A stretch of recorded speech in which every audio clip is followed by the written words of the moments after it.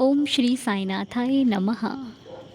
अनंत कोटि ब्रह्मांड नायक राजाधिराज योगिराज परब्रह्म श्री सच्चिदानंद सद्गुरु साईनाथ महाराज की जय। बाबा के श्री चरणों में कोटि कोटि नमन करते हैं।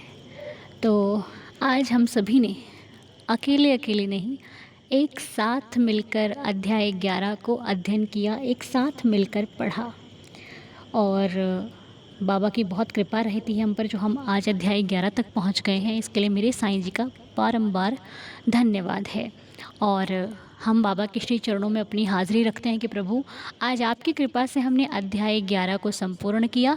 ऐसे ही आप पूरे श्री साईं सचरित्र में हमारा साथ देना, ताकि हम हर अध्याय और ये पूरा अपना पाठ, पूरा पारायण जो कि हम निर्विघ्न और बिना किसी बाधा के कर सकें, ऐसी कृपा दृष्टि आपकी हम सभी भक्तों पर सदैव बनी रहे।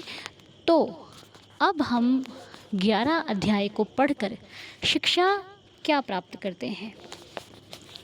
तो यदि समझा जाए तो अध्याय 11 श्री साईं सचरित्र को पूरा पढ़ने और समझने पर मुख्य रूप से हमें 4 शिक्षाएं जो हैं वो प्राप्त होती हैं, जो हम अपनी लाइफ में उसे फॉलो करेंगे।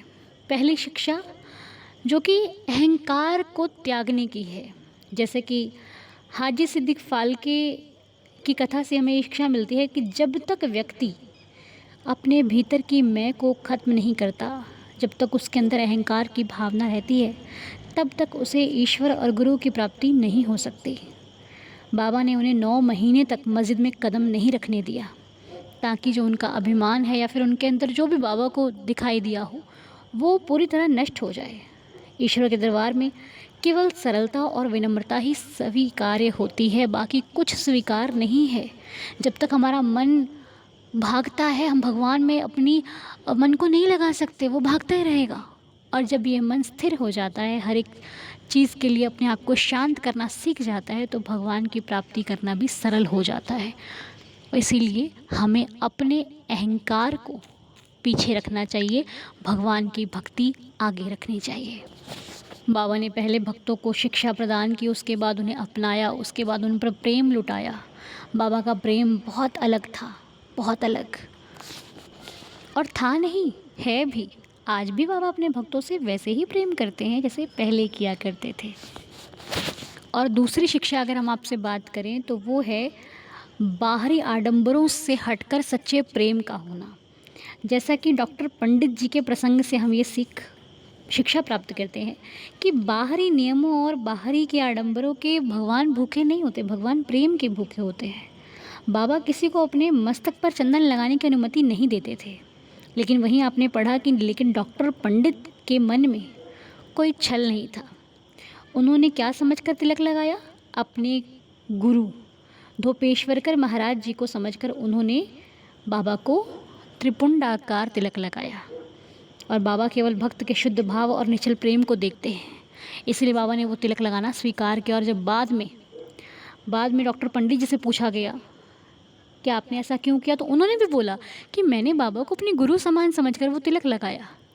तो अगर हम भगवान की भक्ति सच्चे हृदय से करते हैं तो भगवान आपके छोटे से भाव को भी स्वीकार करते हैं। वो ये नहीं देखते तुम्हारे पास कितनी सामग्रियां हैं पूजन के लिए, तुम कितना दे रहे हो, ये सब भगवान के लिए व्यर्थ है। भगवान सिर्फ हमारे भाव में वास करते थे, प्रेम के भूखे थे, प्रेम के भूखे ही हैं। और प्रेम बहुत मुश्किल नहीं है, बहुत आसान है, बस देना आना चाहिए। और एक शिक्षा जो कि हमने इस कथा से ये भी ली है, इस अध्याय से, कि गुरु पर पूर्ण विश्वास होना बहुत ज़रूरी है। जब हमारा विश्वास हमारे गुरु पर बहुत ज़्यादा होता है तो उन्हें हमारी सुरक्षा की चिंता होती है, उन्हें हमारे जीवन की चिंता होती है, उन्हें हमारे भविष्य की चिंता होती है और उन्हें हमारे वर्तमान की चिंता होती है।